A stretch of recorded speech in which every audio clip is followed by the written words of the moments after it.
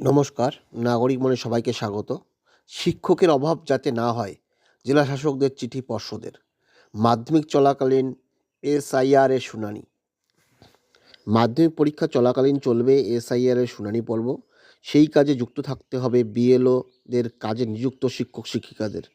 এদিকে মাধ্যমিক পরীক্ষায় ইনভিজিলেটরের দায়িত্ব পালন সহ একাধিক কাজেই শিক্ষকদের প্রয়োজন।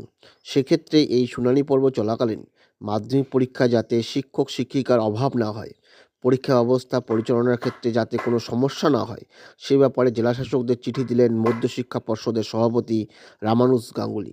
চিঠিতে মাধ্যমিক পরীক্ষার বিষয়টিকে গুরুত্ব দিয়ে শুনানি পর্বকে সেই অনুযায়ী পরিকল্পনা করে সাজাতে অনুরোধ করা হয়েছে। এই শুনানি পর্ব চলবে 7ই ফেব্রুয়ারি পর্যন্ত, আর মাধ্যমিক পরীক্ষা শুরু হচ্ছে 2রা ফেব্রুয়ারি, চলবে 12ই ফেব্রুয়ারি পর্যন্ত। বুধবার পর্ষদের পক্ষ থেকে দেওয়া হয়েছে এই চিঠিতে জেলাশাসকদের উদ্দেশ্য করে বলা হয়েছে, মাধ্যমিক পরীক্ষা হয় রাজ্য জুড়ে। এবছর পরীক্ষা কেন্দ্রের সংখ্যা 2,682টি। পরীক্ষার্থী প্রায় 10,80,000। 1 লক্ষর মতো শিক্ষক পরীক্ষায় ইনভিজিলেটরের দায়িত্ব পালন করেন। এছাড়াও প্রধান শিক্ষকরা সেন্টার সেক্রেটারি ও ভেন্যু সুপারভাইজারের দায়িত্ব পালন করেন।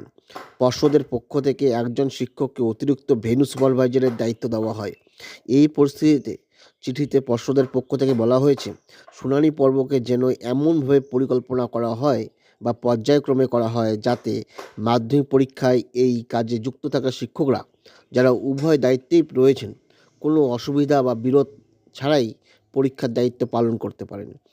বিশেষভাবে অনুরোধ করা হয়েছে, মাধ্যমিক পরীক্ষায় যারা সেন্টার ইনচার্জ, অতিরিক্ত ভেন্যু সুপারভাইজার এবং ইনভিজিলেটর হিসাবে নিযুক্ত, তাদের পরীক্ষার দিনগুলিতে যেন শুনানি পর্ব থেকে সাময়িকভাবে অব্যাহতি অথবা বিকল্প ব্যবস্থা করা হয়।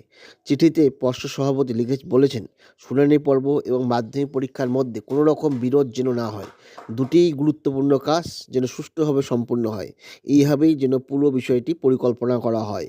এখন দেখা যাক এই এসআইআর পর্বে মাধ্যমিক পরীক্ষা কীভাবে সম্পূর্ণ হয় এবং এসআইআর প্রক্রিয়া সম্পূর্ণ হওয়ায় সেটা একটা বড় চ্যালেঞ্জ রাজ্যের ক্ষেত্রে। ধন্যবাদ।